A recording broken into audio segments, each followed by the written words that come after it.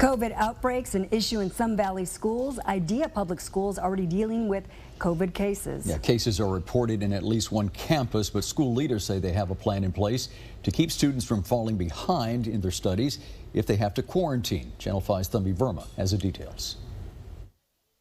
After a year of in-person school time lost, Idea Schools made preparations to help fill in those lost learning gaps.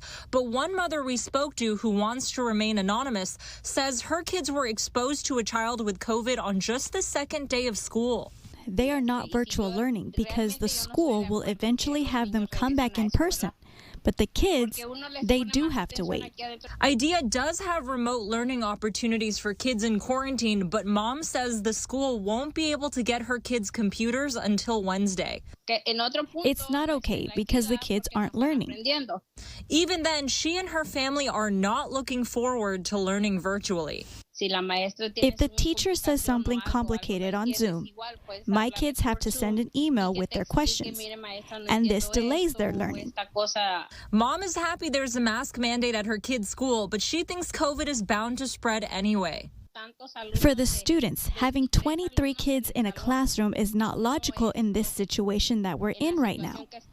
Their schedules should be more staggered so that not all the kids are together at the same time.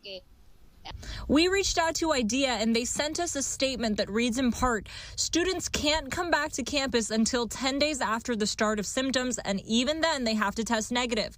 The school is offering remote learning for up to 20 instructional days throughout the school year for students in quarantine, which is in adherence to the TEA guidelines released earlier this month. We also asked which schools are currently dealing with COVID-positive students and how many. They did not respond. Thambi Verma, Channel 5 News at 6.